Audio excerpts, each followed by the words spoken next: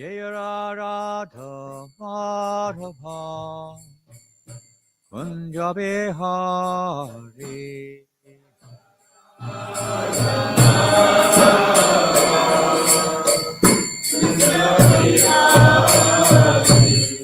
Jaya Radha Madhava Kunja Bihari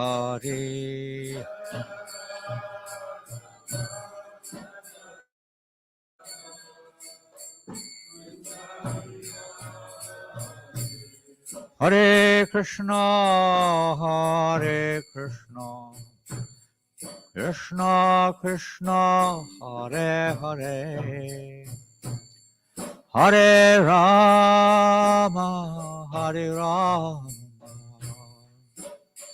Rama Rama, Hare Hare, Hare Krishna. Krishna Krishna Hare Hare Rama Hare Rama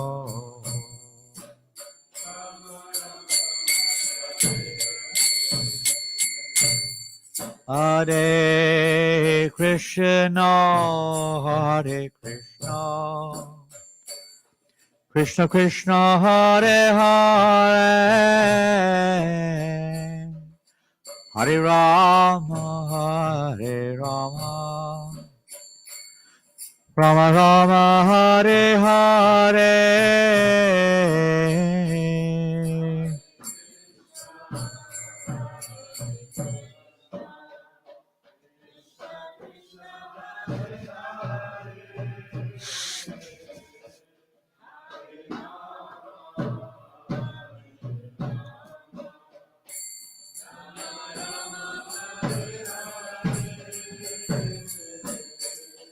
Hare Krishna, Hare Krishna, Krishna Krishna, Hare Hare, Hare Rama, Hare Rama, Rama Rama, Hare Hare, Hare Krishna, Hare Krishna, Krishna Hare Hare,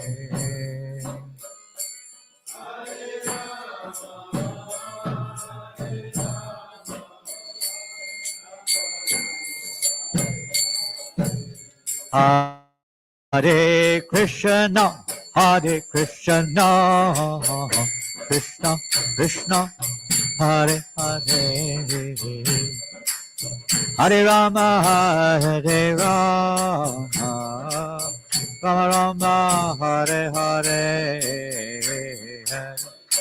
Hare Krishna, Krishna Hare Hare.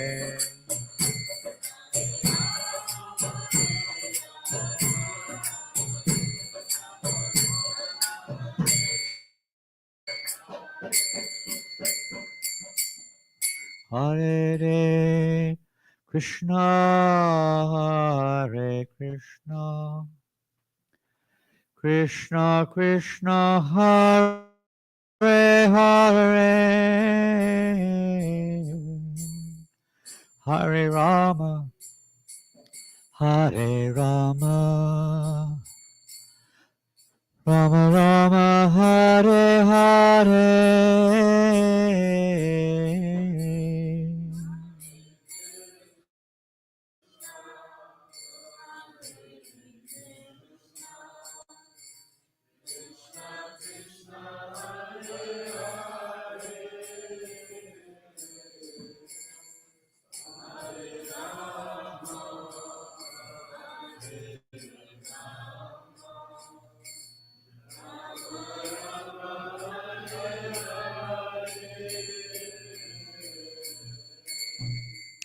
Jaya Vishnupada Paramahamsa Parivrajacharya Shtata Sadashri A.C. Bhaktivedanta Swami Prabhupada ki, Srila Prabhupada ki, Shri Golden Thai Mayapur Shashi ki jai, Shri Tulsi Natha ki jai, Shri Giriraj, what is his name? Giriraj's name, what is it? Giridharilal ki jai, Shri Nishingadev Bhagavan ki jai, Grantaraj Srimad-Bhagavatam ki jai, Gaura Premanandi, all glories to the assembled devotees. All glories to Sri Guru and Gauranga. All glories to Srila Prabhupada. Nama Om Vishnu Padaya Krishna Prashtaya Bhutale. Srimate Bhaktivedanta Swami Namani. Namaste Saraswate Deve Gauravani Vichardine Nevasesha Sanyavadi Pastachari Shatani. Om Gyanatunandasya Ganjana Shalakaya Chakshur Militam Yena Tasmai Shri Gurave Shri Chaitanya Manobishtam Stapitam Yena Putale Shwayam Rupakadamayam Dadati Swapadantikam Om Namo Bhagavate Vasudevaya Om Namo Bhagavate Vasudevaya Om Namo Bhagavate Vasudevaya Shri Krishna Chaitanya Prabhu Nityananda Shri Advaita Gadadhar Shri Vasadi Gaura Bhaktivinoda Hare Krishna Krishna Krishna Hare Hare Hare Rama Rama Rama Hare Hare Jai Shri Prabhupada. We are reading, I guess we're reading from the 7th canto, is that right? Chapter 1, is that correct? Text number 36.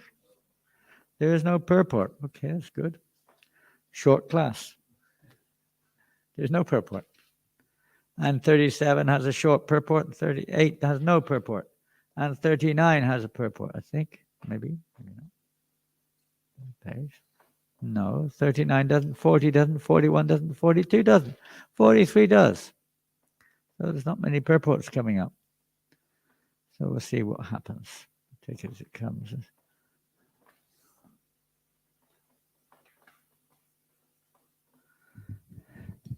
So kindly repeat, please. Srinada Vacha Ekada Brahmanak Putra Vishnu Lokam Yadvichaya Sanandanadayo Jagmush Charanto Bhuvanatrayam Srinaruvacha Ekada Brahmanak Putra Vishnu Lokam Yadvichaya Sanandanadayo Jagmush Charanto Bhuvanatrayam Srinaruvacha Ekada Brahmanak Putra Vishnu Lokam Yadvichaya Sanandanadayo Jagmush Charanto Bhuvanatrayam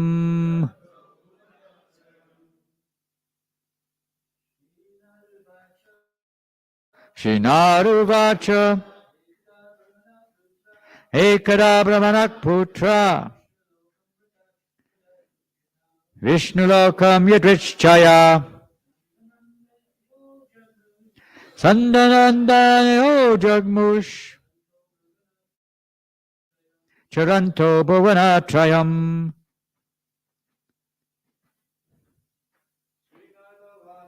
Srinaruvacha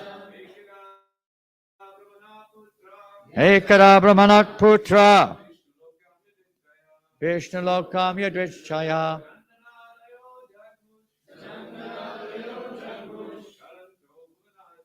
Charanto Bhuvanatrayam. Shinaruvacha. Ekada Brahmanak Putra. Vishnulokam Yadrichaya. Sanandanadayo Jagmush.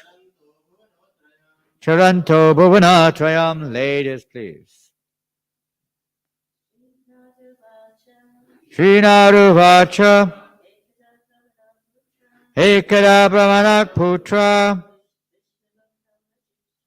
Vishnulokam Yadrichaya.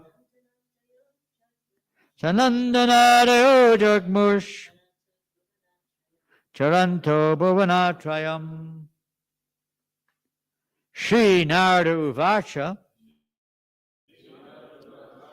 Shri Narada Muni said, Ekada, once upon a time, Brahmana, of Lord Brahma, Putraha, the sons, Vishnu, of Lord Vishnu, Lokam, the planet, Yadrichaya, by chance, Sanandana Adayaha, Sanandana and the others, Jagmuhu, went, Charantaha, traveling about, Bhuvanatrayam, the three worlds.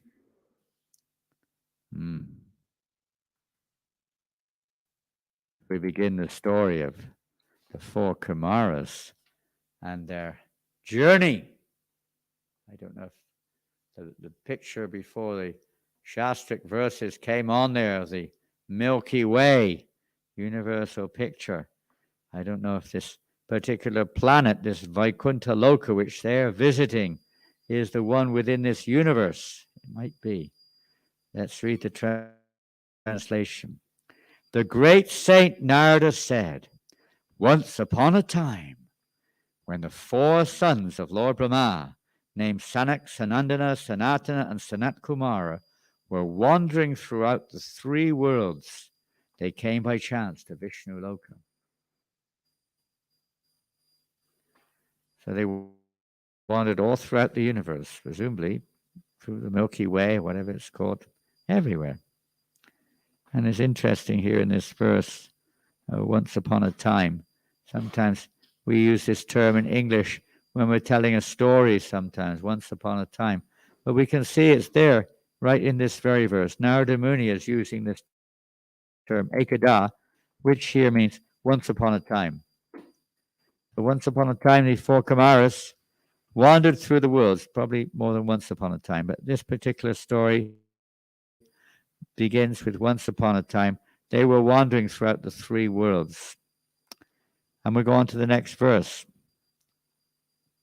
Although these four great sages were older than Brahma's other sons, like Marichi, they appeared like small, naked children, only 5 or 6 years old.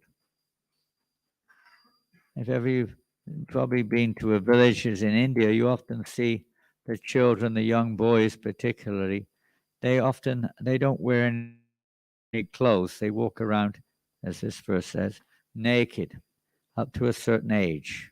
This is not so common, perhaps at least not in public, maybe at the beach or somewhere, some park. But little children, there is no offense if they walk around naked. So they were walking around naked. They had a specific reason, which we may hear. Let's see. Why they're naked and why they're only 5 or 6 years old. You know, imagine, they're missing out on all the joys of adulthood. You know, isn't it? What's the greatest pleasure in human form of life? Mostly all species of life. What's the greatest joy? Quite a simple question. Pardon? Sex life. Generally speaking, it is understood that the pleasure, as they call it, from sex life is the most enjoyable pleasure in the human form and other species in the world in general, in the universe in general. Various varieties of sexual relationships are the most enjoyable.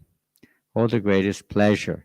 So a child 5 or 6 years old generally cannot enjoy sex life. Is that right? Not really. At least they can't enjoy it. So why? They are missing out. They're just little boys. And this is not just for a short time. They've chosen this stage of life for their whole, I don't know how long they live. Long time, maybe the duration of the universe practically. Long, long time. Imagine being 5 years old for millions and billions of years. I don't know if you can imagine or want to, but it's a long time. So why did they choose that? Are they stupid? No, they're the wisest people in the universe. They're the oldest sons, practically, of Lord Brahma. At least maybe they're oldest. But why do they choose this childlike form?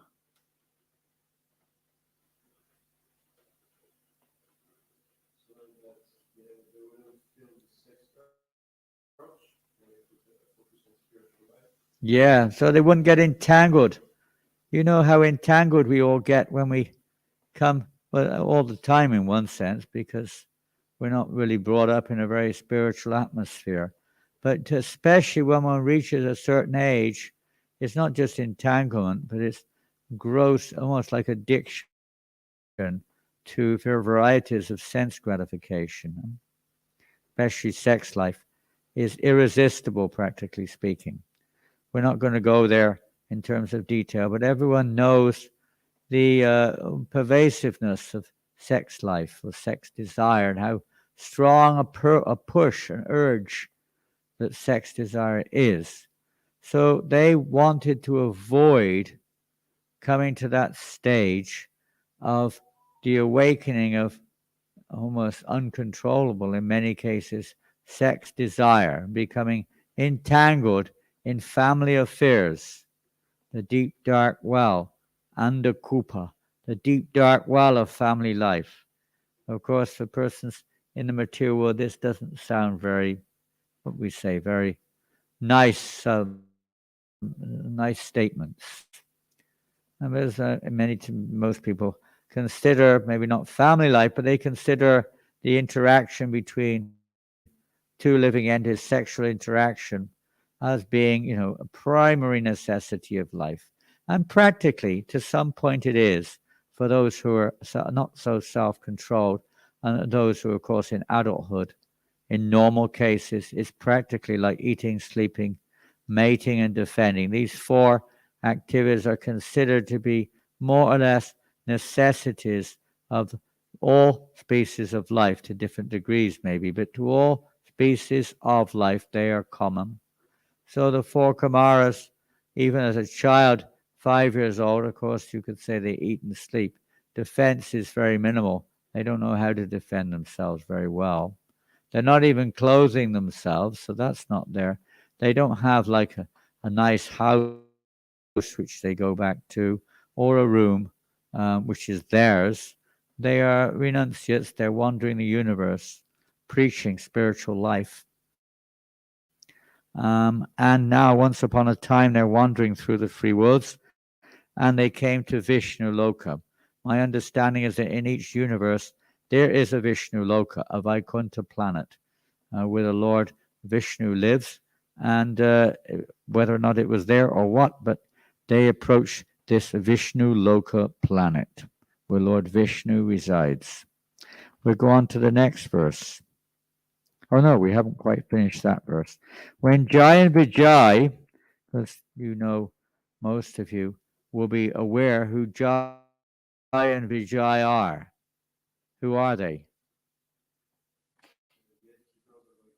Yeah, there's different gates, different walls. You'll see this if you go to some South Indian temples.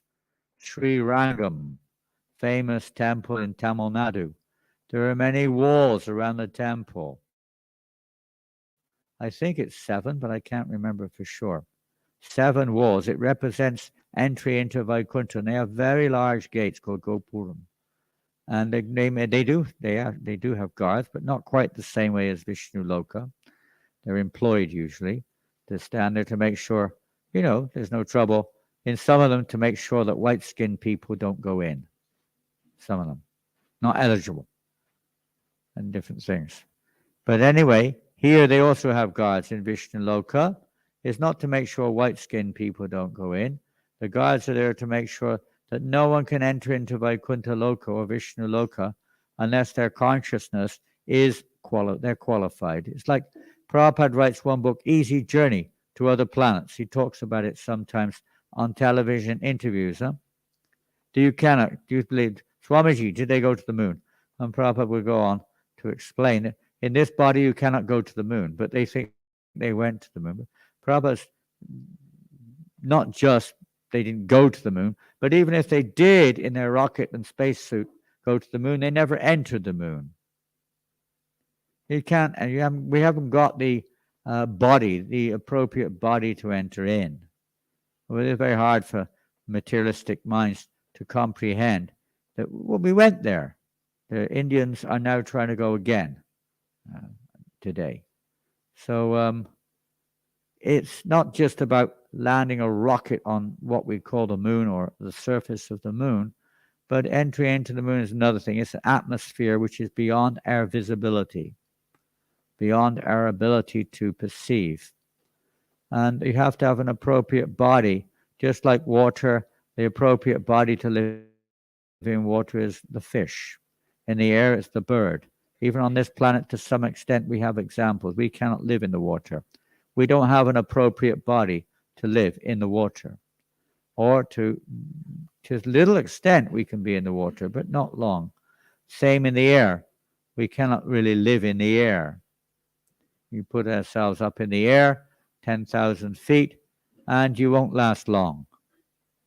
Maybe how long it falls. It takes to fall from 10,000 feet, maybe a few minutes, I don't know. That's it, finished. We don't belong there. But for a bird, it's real easy. They love it. They enjoy it like anything. Same with the fish in the ocean. They belong there. So what to speak of other planets? One has to have the appropriate body. So the Kumars are mystic yogis. They're not just 5-year-old kids who don't know where they're going. They're the most knowledgeable yogis in the universe, practically.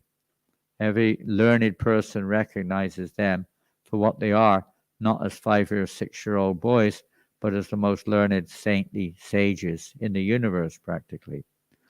Reservoirs of knowledge.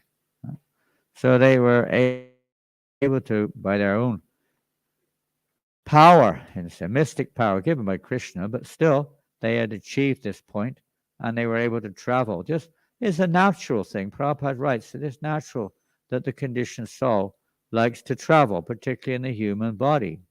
People are traveling a lot, isn't it? Perhaps more now than before, I don't know. Maybe traveling further anyway. Before we didn't travel much. When we were kids, to go from here to Glasgow was a day outing. It was a big event. Maybe once a year you would make that journey to Glasgow if you lived in Les Mahago. But now many people every day they're going back and forth from Les Mahago to Glasgow, correct? Maybe even to Edinburgh to work or whatever.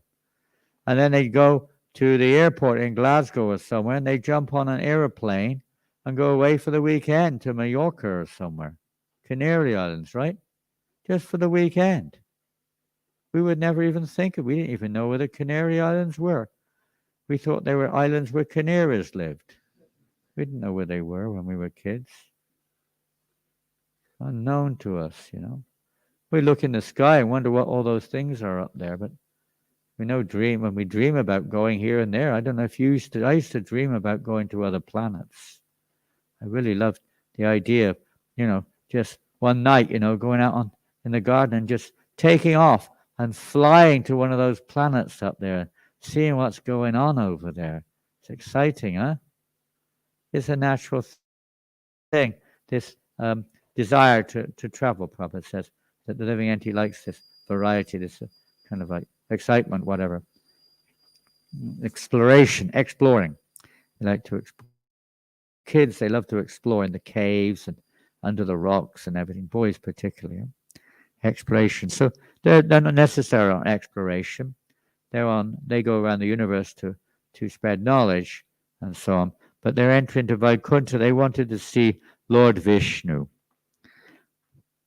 There's a purport to this. Jai and Vijay, the two gatekeepers, thinking them ordinary children, forbade them to enter. They'd already entered through maybe 6 gates or so many gates. They were not prevented. Each gate has a set of gatekeepers. Now, Jai and Vijay are not ordinary gatekeepers. They're the heads of the gatekeepers in Vaikuntha. They expand. Now, it's an interesting thing, is explained that we usually hear how later on we'll hear it, but we won't get there on this session. Maybe we will in a few days' time, so we'll leave it. Otherwise, we'll tell this a hidden story of Jai and Vijay. Purport. In this regard, Srila Madhavacharya says in his Tantra Sar, Dvasta Vityane Danikara Sattvam Statvam Uktam. It was a long verse. I'm not going to read it. The purport is that the personal associates of Lord Vishnu in Vaikuntha are always liberated souls. Okay, it says it here. Even if sometimes cursed or blessed, they are always liberated and never contaminated by the material modes of nature. Before their liberation to Vaikuntha Loka, they possessed material bodies, but once they come to Vaikuntha, they no longer have them. Therefore, even if the associates of Lord Vishnu sometimes descend as if cursed, they are always liberated. What do you make of that?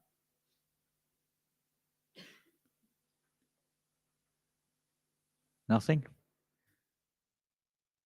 Just go on to the next verse. Let's not worry about it. Yes. I don't know your name again. I've forgotten. Pardon? Gangeya. Gangeya. Prabhu. From Wales. Yeah. Wales people, very intelligent people. Welsh people. You're not Welsh, you're French. That's why you can answer this question. French people are very, very intelligent. Yes. My understanding is that being liberated is not where we are situated physically. It's a state of consciousness. Even though they came to the material world because with some of the associates of Krishna, they were liberated. Good. Yeah, you could understand that, but they appear to be conditioned when they come here, is it? Well, sometimes we give the example. No, it's a big story. Okay, anyone else want to make any more comments on that? Also from France. Yes. What was your name? Gauranga Gopal. Jahibo.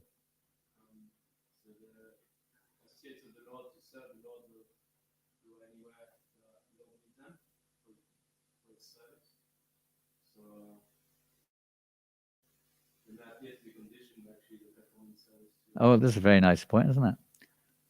Very nice point. So in one sense, they're not fallen. Either which, whenever you take those, combine or whatever, they're not fallen in a sense, isn't it? Is that right? If you take those 2 points, they're specifically when you take the liberated situation, they're ever liberated eternally, whatever, and then you say they're taking this position as a service. Right? Later on, you'll hear more. I don't know to what extent Prabhupada explains it, but Vishwanath Chakravarti Thakur and other commentators go into kind of quite a deeper analysis of this particular incident of the apparent fall of Jai and Vijay into this material universe, and they're apparently taking on bodies which appear to be opposed to the will of the Lord from a mundane perspective. But as you said, they're playing a part. We always hear this. Krishna wanted to have a good fight, so he arranged this whole thing with 2 of his most confidential associates who came into this world so he could have a real good fight, because an ordinary conditioned soul doesn't have such power. There's so much more to this story. We're going to leave that till later, in a sense, because it might be brought up later, and it will be more appropriate to bring it up when it comes up. And if it doesn't, we'll mention it later. But the position of a Vaishnava or devotee, an associate of the Lord, is whatever they do, they'll do anything for Krishna. We have a somewhat relative example in the Bhagavad Gita, for instance. I mean, Arjuna is also an eternal associate of the Lord. He's not a conditioned soul, but he takes voluntary. Prabhupada describes, isn't it, in the purport, that, Krishna standing, smiling in the midst of the armies. What's he smiling for? We might smile when somebody's in Maya, or when they behave, do something stupid or get in trouble. Maybe he likes a war, maybe Krishna's looking forward to this bloodthirsty kind of war coming up here. But that's not the reason he's smiling. He's smiling because his devotee Arjuna has voluntarily accepted the position of a conditioned soul, more or less, someone in illusion. And Krishna's happy. Not that we should imitate this and say, well, we're in a Maya, an illusionist thing. As Krishna wants me to be an illusion. Therefore, I'm in the pub, I'm in the, whatever it is, in drinking liquor or something. Krishna wants me to illusion, it's part of his Leela. No, we're not Arjuna, and whatever. But in the case of Arjuna, or in the case of the pure devotees, the Lord may want them sometimes to play different roles for his particular pastimes. That's we may too. Some of you may be actors. I met someone yesterday on the street. Oh, lady was from Costa Rica. Costa Rica. Costa Rica? Was that right, Janananda? Costa Rica. And he met the son. The son was really interested. The lady from Costa Rica was really, really nice lady. And she was into acting, drama. Her daughter was in Glasgow. They came from Costa Rica. And her daughter was performing in Glasgow, some type of dramatic performance. So they came over for this, the family from different places. And when you go in a drama, what's the first thing you have to do when you're in a drama? If you're really a proper drama, not the first thing, the primary thing. It may not be the first thing, the primary thing. What's the primary thing an actor has to have? Excuse me? Talent? Okay. Talent. Good answer. That means you have a dramatic ability. Okay, good. There's something you could say deeper than that. That's fact. It's not wrong. Yes. Charisma of a kind, I suppose you could say. If you've got to have a particular capacity there in order to attract others or to impress others. Yes. Oh, that's the real fact. I mean, having taken part in hundreds of dramas, is a fact. This is the most deep thing. I mean, the other things, of course, you can't be completely ineligible. You have to have some talent there, and you have to have expressive ability, no doubt. But the most important thing is the identity. Even if you have charisma and talent, if you don't identify with a part, we won't be effective. People may do what they say and they laugh, but it won't have the real effect. You've got to really identify with the part. That's the secret. That's the real hidden. It may be hidden or not hidden, but that's the secret of drama. You completely forget. I mean, you may be what you may be in ordinary life, but when you're on the stage, you've got to completely identify with that part. In fact, actors sometimes identify with their part to such an extent that they practically speaking, like Prabhupada said, when he was a child at school, he was in drama and he played the part of Advaita Acharya. They practiced for 1 year, the drama, not just, remembering lines or parts, but developing the mood. The same thing when we come to Krishna consciousness movement. You may develop or understand all the rules and regulations. You may know all the verses. You may do all the right things, but that doesn't necessarily mean that's... Was that a agreeable or a disagreeable comment coming from behind there? There was a blower there. Oh, it's Padumna. So, yeah, it's the mood. We're here to develop. It's the attitude, the mood that counts. It's not just, I do this, I do that, I know this, I know that. I have this position, I have that position. No, it's the mood, the consciousness within, that of a devotee. So that's another topic in itself, but it's the consciousness. We see with Prabhupada's consciousness is the secret of this mission. It's not technique, it's not even learning, it's not, being able to follow rules and regulations, all good and well, but that's not the secret. It's the mood, the spirit, the unalloyed devotion, selfless devotion. There's no selfish motivation involved.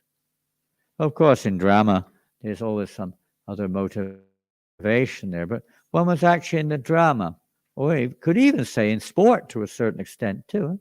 You can't start thinking about other things when you're playing sport. You have to completely identify with what you're doing. You're not going to get anywhere otherwise.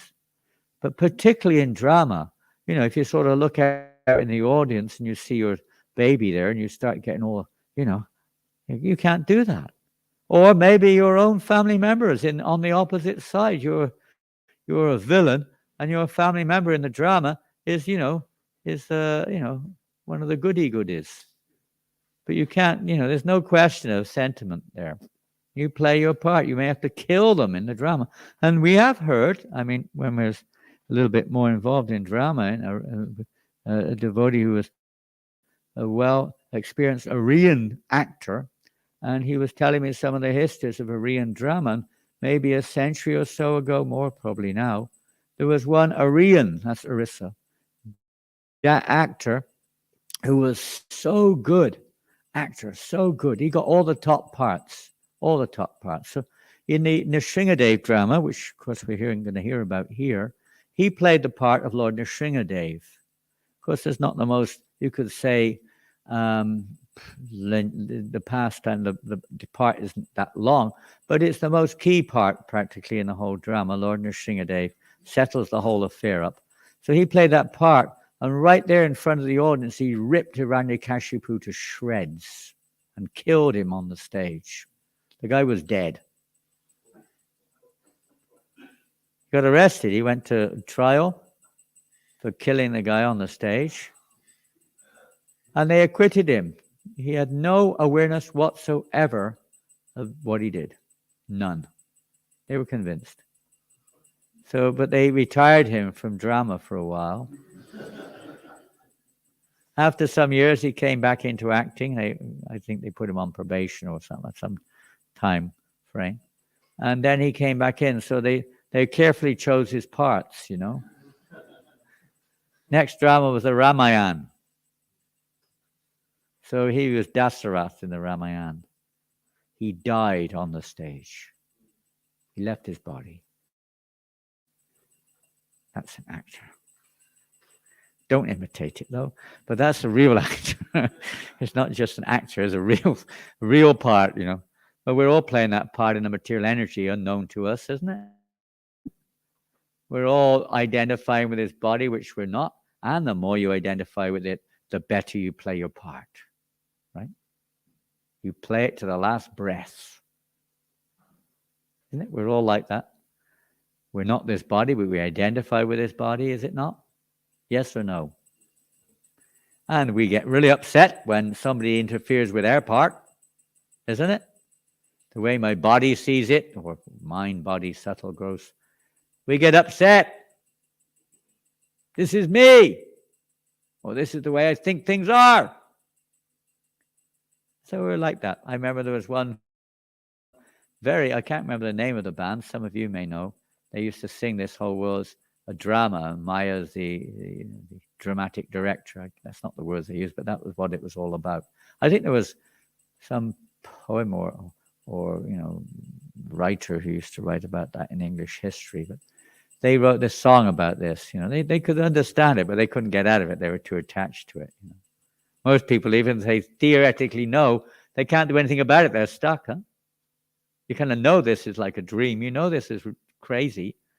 You kind of got a feeling. Many people yesterday, I spoke a fair few people, not just Indian people, but Westerners, and almost everyone can feel that there's something more than just this body. There's something inside me, or something spiritual, or something. And they all get quite excited when they hear about it.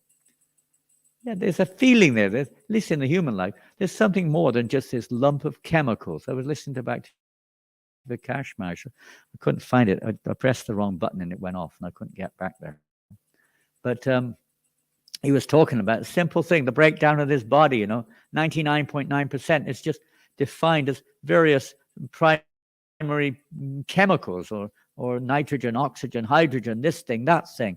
And then a little bit that's left is all kind of little bits of chemicals. That's all the body is, 100%, just varieties of chemicals, that's all. And then it went off. I pressed the wrong button. But it's quite a meditation, in a sense. This body is just a bag of chemicals. That's all it is, shaped in a certain way by the mystical powers of Maya and various agents of this material world. Incredible. No one can make a body like this. Can you do it? With all your chemical labs? Some of you are perhaps chemical engineers. Can you make a body like this? What's wrong with you? It's not possible. One that works. Of course, what to speak of the subtle one, that they can't even fathom. The intellect, the mind, etc. The material world, we're stuck in this, playing a part, identify with it, and going crazy when we don't get what we want sometimes. They will fight over it. They kill each other. Do anything. Madness. So they're drama. So they take the role. They're playing a role in the drama, and they have to fully identify with their role. But as you said, that doesn't mean that it is them. They're playing that part. We all have a part. We all have a spiritual part. We know what we're not quite the same. There's Nitya Siddha, Nitya Baddha. They're eternal associates. You can come like that, as Prabhupada says here. You can become eternally liberated. But there are some who are eternally liberated. They're the Lord's eternal associates. Although Prabhupada is using the example here, it's described elsewhere that Jai and Vijay are always Jai and Vijay.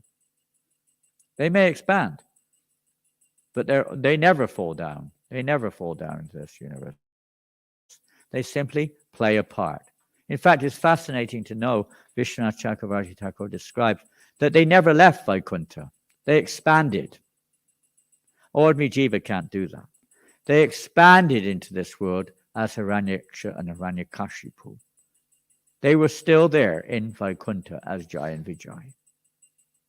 They were no longer there. They were still there at the same time, if you want to put time frame in. Of course, we can look at eternity in another way. There is no time frame. But still, the Acharyas explain that they were still there. You understand? They simply expanded for the Lord's pleasure. When the Lord expands, his eternal associates may also expand. Jiva, or the Tatastha Jivas, are a little different. They generally can't do it. Krishna can do anything he likes, but that's not their normal capacity. But his eternal associates, they have this particular ability of the Supreme, this quality of expanding for the Lord's pleasure. We try to do it and try to imitate in this world, but we don't have that capacity. So Jai and Vijay, they come into this world for the Lord's pleasure, they expand for the Lord's pleasure, but they continue in their role. And we'll hear about the other things later on. But by following in that footsteps, I can't say exactly following the footsteps of Jai and Vijay in this universe, but following the footsteps of the pure devotees of the Lord, one can become ever confirmed again, ever liberated, as Prabhupada says here. One can come to that platform. By following the ever liberated, one can become ever liberated, isn't it? We're supposed to. I mean, the nectar of instruction, of course, is, you could say on another level, but in the nectar of instruction, it's advised that one should go to Vrindavan Dham, and there, one, especially Radhakund, and there one should associate with these pure devotees and serve them and follow in their footsteps. So there are cheap tickets leaving today from Glasgow Airport to Vrindavan. We can all go to Radhakund and sit on the banks of Radhakund and follow the pure devotees there and go back to Godhead, right? Become ever liberated. Very easy. Isn't that right? There we go. Confirmed. Prana has said, yes, it is correct. But there's more to it, isn't there?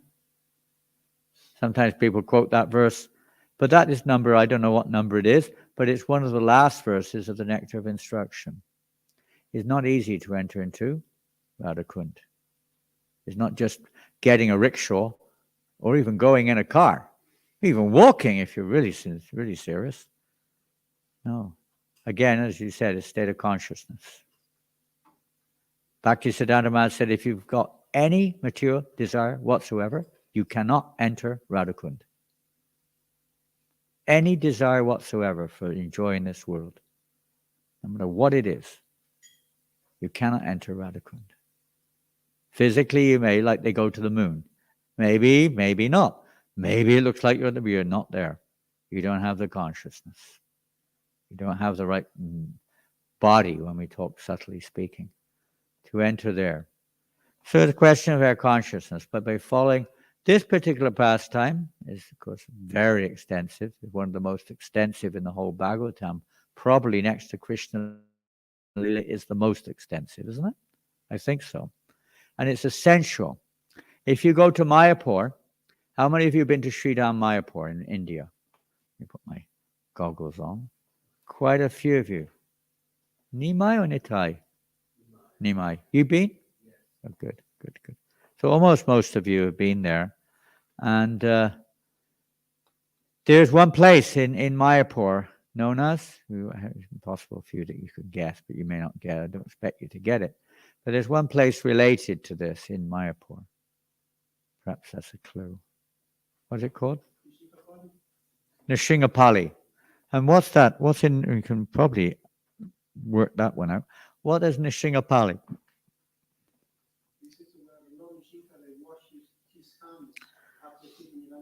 Okay, that's one famous pastime.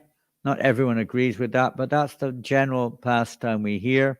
The Lord Nrsimhadev went there after killing Hiranyakashipu and washed his hands, and there's a nice lake there which was formed from that water, that nice tasty water of the blood dripping off of Lord Nrsimhadev's hands was fingernails, etc., and washed there. And there's a temple there of Lord Nrsimhadev, old temple. And there's a very interesting song, poem, or whatever you want to call it, of Bhaktivinoda Thakur, where Bhaktivinoda Thakur, for those who don't know, was the great grand spiritual master of our Srila Prabhupada. I think that's what it is. Anyway, he was the founder, basically speaking, in many ways, of the modern day Krishna consciousness movement. That includes ISKCON, of course. But from him, our present day preaching mission has expanded. So he has written very nicely how is by the mercy of Lord Nrsimhadev allows us to enter into Radha Krishna or enter into the spiritual world. Without Lord Nrsimhadev, what is that mercy of Lord Nrsimhadev? How does that work? It seems a little bit a different lila. And some Vaishnavas say, why you do this? Why you sing Namaste Narsinga? This is Rasa Bas. We're worshipping Radha Krishna and Lord Chaitanya. What had Lord Nrsimhadev got to do with all of this? Well, Lord Chaitanya Mahaprabhu himself would talk about Lord Nrsimhadev extensively with the general devotees, not necessarily with his most intimate associates, but with the neophyte devotees, with the general devotees, with the public. Lord Nrsimhadev, Dhruva Maharaj, these pastimes were very common in Lord Chaitanya Mahaprabhu's, say, Sadhu Sangha when they were discussed with the general devotees. Why? Even Prabhupada. How often Prabhupada did, and he gave us Krishna book, but generally he didn't discuss much about Krishna Lila. When we say Krishna Lila, we mean, the kind of Lila that people like to hear in terms of Vrindavan or something. Tell us some stories about Krishna. What did Prabhupada did, but not very much. Mostly philosophy. Huh? So why? Why is Lord Nrsimhadev so significant? Yes. Yeah, you can go deeper and deeper on that one. He removes all the anarthas. Now, if you read in the 5th canto of Bhagavatam, Om Namo Bhagavate Narsinga Namastejas Tejase Avira Vibhava Vajunaka Vajudangsha Karmashan Vandaya Vandaya Tamo Grasa Grasa Ong Shraha Abhayam Abhayam Atmani Bhuyashta Ong Shram. Very important verse. It sounds like one of those verses South Indian Brahmins chant while they're doing all their bits flying around on the altar. But the meaning of the verse is very deep and very important, isn't it? What is the Prahlad Maharaj is praying? What is it? What's he praying for? He prays that Lord Nrsimhadev removes his demon-like desires. That Lord Nrsimhadev removes his demon-like desires. Yes. Yeah, with his sharp nails and claw-like nails and thunderbolt. That he removes all these material desires and arthas. Clear them away. How many of you have read the Krishna book? Most of you. So in the Krishna book, there are many pastimes. They're not all Rasa Leela. Sometimes people, they have this sentiment. Let me just hear the Rasa Leela. I just want to know about the gopis. Tell me about the gopis. I'm not even worried about the gopas. They're okay, but that's not my cup of tea. I want to hear about the gopis. Well, there's people like this. Huh? But there are many stories. Honestly, stories makes it sound like fictional or something. There are many pastimes there where Krishna is killing, it seems like, killing demons who appear to come to Vrindavan. They come to at least on the surface, on the edge of Vraj. And Krishna kills them, huh? All this represents what? Yeah, the killing of various anarthas. Now, anarthas are very deep. They're basically our various concepts, our various attitudes, our mentalities, huh? The various coverings, deep, subtle coverings. Not just you eating meat and drinking wine, whatever French devotees here. Have you given up wine? Is it possible for a French man to give up wine? Still working on it, yeah. Cheese? You don't give up cheese. French cheese. The Prime Minister, President of France, Charles de Gaulle. It is impossible to run a country with 2,000 cheeses. What he means to say is that there's so many varieties of cheese, and everyone's got their own opinion in France, you know. How can you manage a country, you know, like this? Isn't it? Everyone's got a different opinion on everything. It's very hard, that material wood. Anyway, so we're back here. Where are we now? We're with Lord Nrsimhadev, we're in Krishna book, removal of anarthas. You cannot possibly.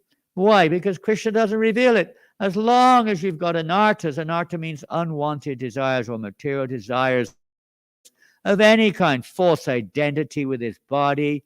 You know, we can easily tell when we get a little upset when we don't get what we think we want. You know, it means we're attached. It means we're in Maya. Completely in Maya. But Krishna knows all this. So these anarthas have to be removed. So here in these pastimes attentively can help. It helps. It's not necessarily all pervasive. We're totally surrendered when we hear it. Yes, that could be so. But at least it's work in progress. As you rightfully said, work in progress, slowly being able to give up wine. It's like, for a Scotsman, what is it difficult to give up for a Scotsman? Prabhupada, Pram Prabhu? For a Scotsman, what's difficult to give up? Huh? What was that? Iron brew? Is that what you said? I don't even know what it is. Some kind of liquor? Soft drink, is it? Okay. I thought they liked their whiskey up here. I don't know. Is it? Well, everywhere you go, there's certain things which you're born and you're so attached to it, you know. And as soon as you hear it, the heart flutters and you've got to pull back, you know. Look at these attachments. Because we're not attached to Krishna. So the removal of these things is not on our own power. We may try. We do have to try. Not that you just leave it up to Krishna. Krishna didn't say, just depend on me, Arjuna. Don't worry about anything else. He said, fight and depend on me, right? Both have to be there. Ultimately, it's Krishna's mercy. The removal of anarthas is by the mercy of Lord Nrsimhadev. Very important, because there's no question of understanding Radha and Krishna as long as anarthas are covering our consciousness. How can we understand the sun when we're under the clouds? The clouds of anartha have to be removed. So Lord Nrsimhadev plays a central role. And Bhaktivinoda Thakur emphasizes this as necessary to worship Lord Nrsimhadev, preliminary, so that we can eventually, by his grace, worship Radha and Krishna. So even from that point of view, it's such an important pastime. And so many lessons are to be learned in this process of devotional service. And this is just one of them, the behavior of Jai and Vijay, orchestrated by the Lord, by the way, and the behavior of the four Kumaras. They're both, interesting. Well, we'll come to that when we come to it, but let's move on. What are we doing for time? Time to finish. Okay, so we finished the purport, so we'll leave the rest for tomorrow, if we're still here. And yeah, it does. It goes right into the point where they apparently enter into the material universe and take their parts in the next drama.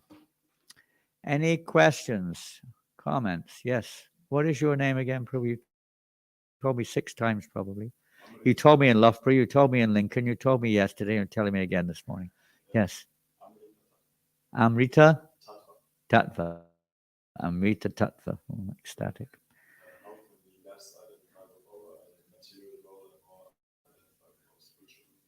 How can you less identify with your material role and more identify with your spiritual role? Well, of course, this is in one sense, this is synonymous with our whole movement. This is what we are it's not the ultimate goal, you could say, but it's certainly a essential product or essential factor of our teachings, of our objectives, and it should be of our realizations. So how can we do that? Okay, let's ask you. Who would like to answer this question of Amrita Tattva? Prabhu.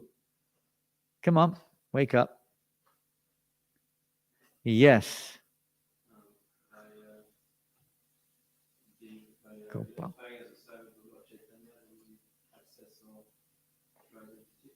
By serving Lord Chaitanya? By serving Lord Chaitanya's mission. One of the main verses in Lord Chaitanya's mission, he spoke it himself at Rath Yatra, by the way, Lord Chaitanya Mahaprabhu. Na ham vipo na chanarapati na pivaisho na shuru no ham vani nishkirpati no vanastaryatirva. You know this verse?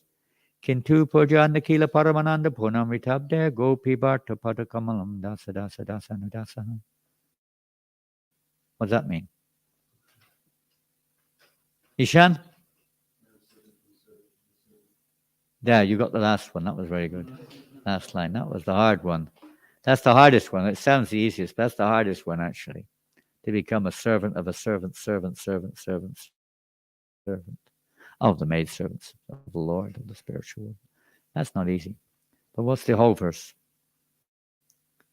Yes, you've been very active on so far. Yes. I am not a Brahmin, Kshatriya, Vaishya, Shudra. I'm not a sannyasi, Madhusri, Hastra, or Brahmachari. I am really the servant of the servant. Yeah. Well, this is an admittance, isn't it? This is an admittance. I'm not a Brahmin. I'm not a Grihasta. I'm not a sannyasi. I'm not a brahmachari. What are you? Remind yourself. We have to remind ourselves. Most devotees chant this verse every day. If you do daily worship, you're supposed to chant it every day, right? Some of you may be doing daily worship before you start your puja. And there's other verses too, to remind us who we are. I'm not a Brahmin. Oh, we're supposed to. You can't go on there unless you're a Brahmin. But in reality, you're not a Brahmin. You're a servant of the servant. You're assisting the pure devotees in this service. So to see yourself as an assistant of the devotees. The key Bhakti Siddhanta Maharaj is to always said to come to this platform is to always remind ourselves that our business is to serve the devotees, to serve the Guru, to serve the devotees. This is our business. Krishna will then help you to realize your actual identity by serving the devotees. that will gradually dissolve this falsity of identity of thinking I should be served. I am the center. I am the center.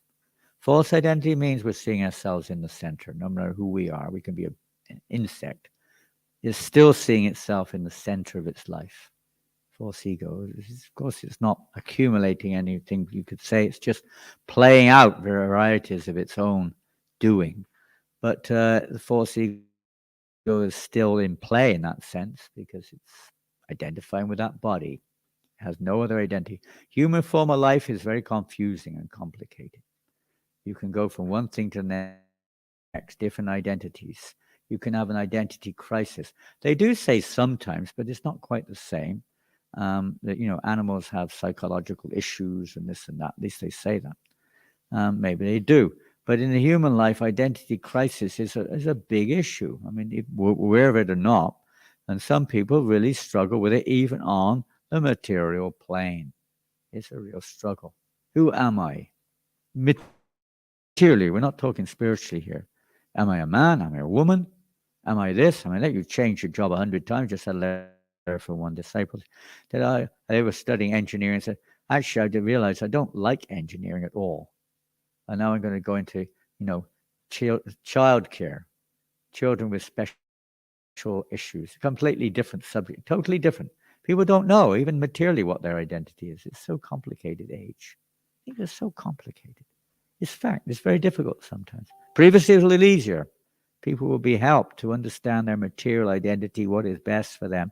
And that will be a better station in order to practice Krishna or spiritual life as well. But when we're so confused, I was thinking that yesterday. Prabhupada said, one time, I don't know where it's written, I've never seen it, but we heard it a lot. Prabhupada said, first become conscious, then become Krishna conscious. And it refers to, like in the Bhagavad Gita, we see how Krishna emphasizes, although you're not a Brahmin, Kshatriya, Vaishya, he emphasizes you play that role, isn't it? In the beginning, not at the end, but in the beginning, he emphasizes it. You have to act according to your nature. You can't suppress your nature. You've got to act, but we don't know what our nature is, materially speaking even. We're mostly confused. You can be 1 minute, you can think, I'm really a Shudra. I just want to go and empty the garbage and chop the wood. Next minute, you're going to be running around telling everyone, do what I say, blah, blah, blah. Next minute, I'm just going to study Prabhupada's books. That's the best thing to do. Maybe I should do business and help the movement. Yeah, that would be a good idea. You go from one thing to the other in the same, it's like the weather. Can change 4 times. Some of you any of you been to New Zealand? I know you guys, you were made in New Zealand, I think, weren't you? They're made in New Zealand. They told me they're born in France, but made in New Zealand. You did pretty good for someone made in New Zealand, I must say. Anyway, in New Zealand, they have a saying, in Auckland, 6 seasons in 1 day. 1 day. And it's a fact. I've been there sometimes. You know what to do. It's really warm in the morning. You're going out, and then all of a sudden, in the middle of the morning, the wind changes. In comes a gale force wind, a blizzard, hailstones. Then next thing is like thunder and lightning. And it's like, you don't know what's happening next. Sometimes like that, Wellington, Auckland, these places, it's like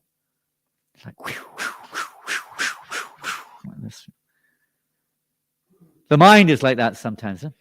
So how to not be carried away by all that? Because we have to remind ourselves. Okay, that was one good thing. Anyone else like to add to that one?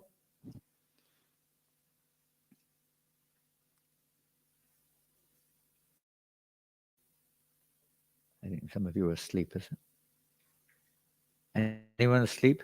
Put your hands up if you're asleep. Sleepwalking. Somebody's speaking from the corner. I don't know who it is. Here he is. He's coming in from outside. Just coming in from the... Where are you coming in from? Where are you from? Huh? You're from the kitchen, are you? I thought you were. Something told me you might be coming from the kitchen. I don't know what it was. I thought maybe you were coming from sunbathing or something. Oh, you're begging. You're going out begging. If anyone has a mic to give this beggar that's just entered in the room, please throw something in his cloth here. Yes, someone was saying something. Was that you, Javat? The question was Amrita Tattva's question.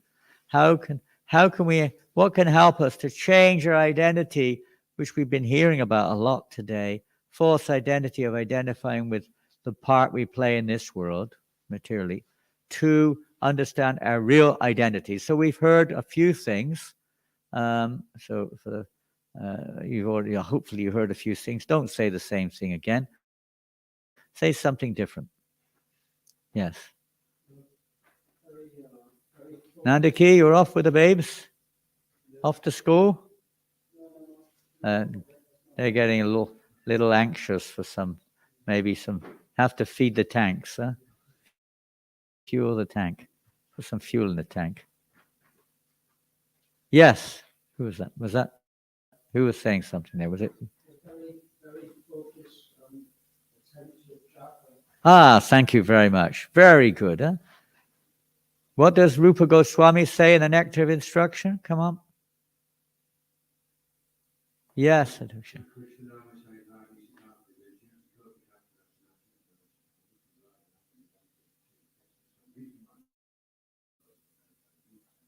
Perfect. And the English. Oh, no idea what it means. He must have, but he wouldn't have said it.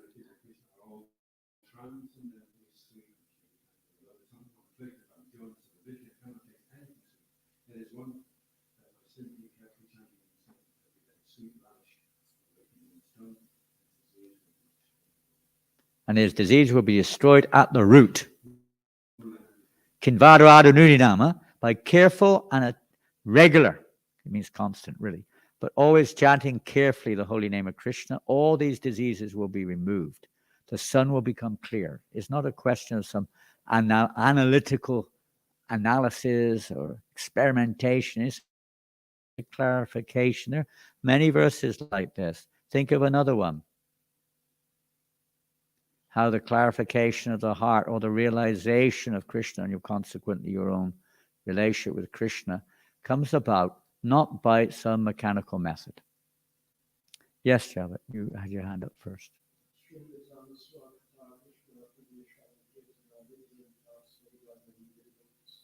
Okay, this is one of a series of verses in the second chapter of the first canto, which you have to read them all in the sense to get the full picture, but that's like one of the primary ones, isn't it? What does that mean?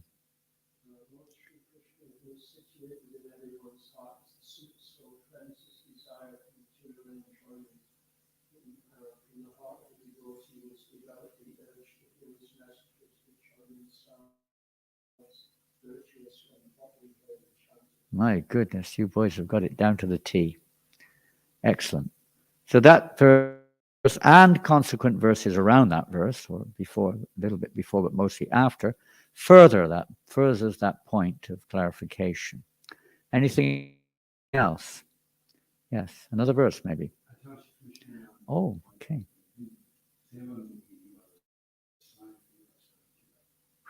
We got some scholars up here, I must say. Goodness gracious. You're being, put to shame, you Welshmen. What's up? What your hands are going up for? Come on. Translation. Is it complaint or addition? Yes. Yes. The senses, look at the process, can understand Krishna where they're engaged, the tongue is engaged in engaged in service, and smile, the personality, and all Krishna's attributes become manifest. Yeah, by Krishna's grace, he reveals everything. Another one. Your hands were flying high there. Come on. Why were they high fly?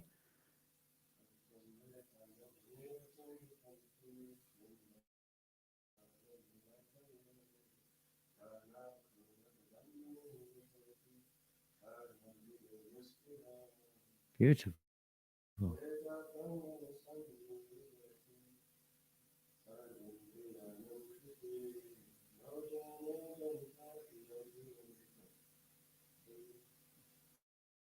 Give me some water quick. I don't know how much nectar is associated with Krishna. And the holy name of the Lord is chanted with this dance within the mouth. And then there are many mouths. And the name enters the whole of the ears. Conquers. Conquers. No. And then enters the whole of the ears. It desire of many millions of years. And when that name dances in the courtyard of the heart, it conquers the activities of the mind, and therefore all the senses become. Nice. What a beautiful verse. Deep meditations. Another verse?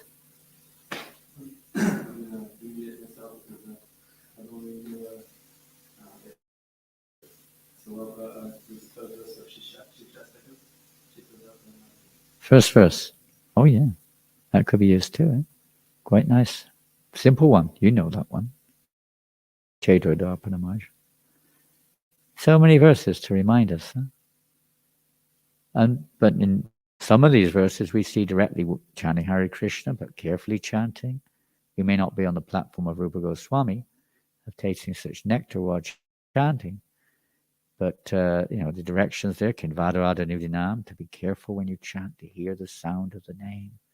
Why? Because Krishna cleanses it. Nityasiddha Krishna Prem Sadhikavanai. What's the next line?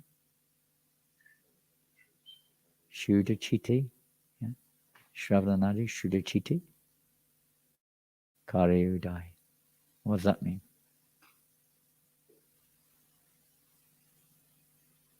What does it mean? Yes?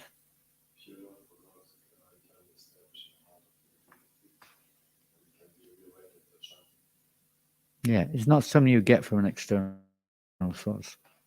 It's already there. It just has to be. It's like when the sun rises, sometimes it's here, Krishna Sur Sam, Mahaya Andakar, and so on.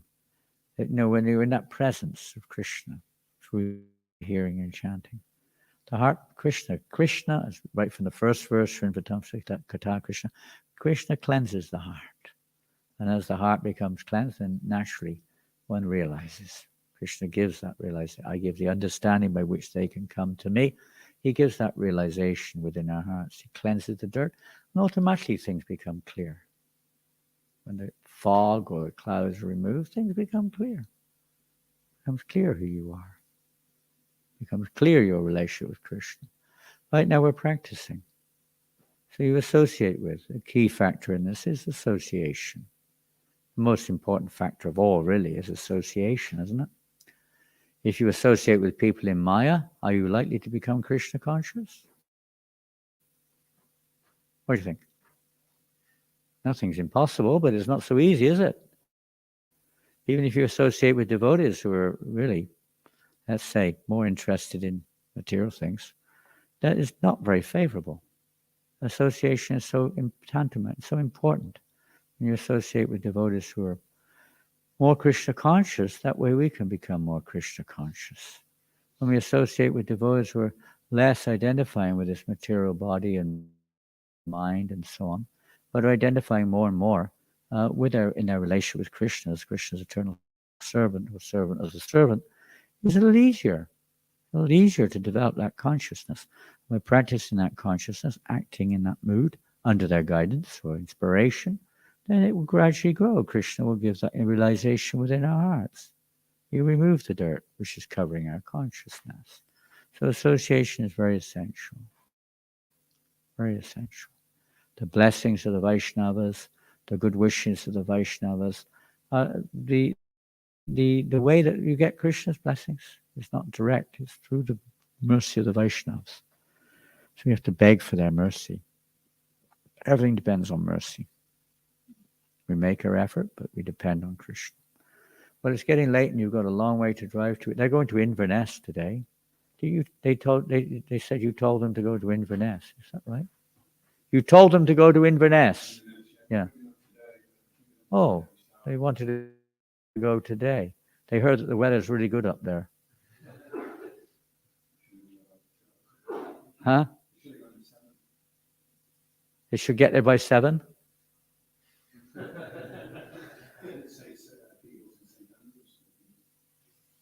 St. Andrews. What's wrong with East Kilbride?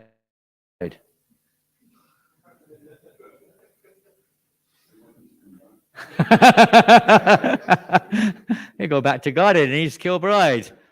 It's funny. East Kilbride. How do you get that name? Kilbride. They want them to come back. Okay. It's not that bad. He's exaggerating. Come on. They're not that bad. What about Motherwell? Mother's well there. Even if the bride's been killed on the east side, at least the mother's well already. What's wrong with Motherwell? Hamilton. Can't beat it. Huh? What about Paisley? Paisley, that's good. We used to do well in Paisley. You're from Paisley? Some of you were from Paisley. It was a whole bunch. I met one from Paisley yesterday. Forgotten his name. Hadn't seen him in 40 years. Who? Yesterday was there. One of them. Willie, yeah. Paisley, still good? Depends what you do. In Paisley? Oh, University of what? That doesn't describe what goes on there. And there's so many close. Anyway, whatever you decide, it's all good. Wherever you go is wonderful. St. Andrews. The university is closed right now. St. Andrews, big university. Huh? But there's holidays now. They won't be there, will they? I don't know. I've never been there, to be honest, but I know it's a university town. Anyway, you decide. Krishna always has his plans. I remember back, Keshav told us last year or two, he gave a little talk on Sankirtan. He said they went on Sankirtan. They were going, to different places. Someone recommended they went to this little town called Paynton in Devon. And I know it well because my parents lived there. So they went there. And what are we doing here when they got there? There was nobody around. Just old, retired people, They couldn't. They thought, okay, we can't stay here. It's just dead. He came all the way, dead. Just about to leave, one young man came running up to them. Running. He said, "Oh, I can't believe it. I've been looking for you for years. I've been waiting to meet the Hare Krishna devotees." He was so excited. He bought all the books they had. And eventually he came and joined the temple. You never know. You might think you don't know what Krishna's plans are. Yeah. Even in Les Mahego, you never know.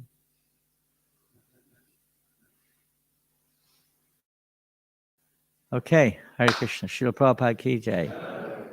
Go Premanande. Tomorrow we'll be on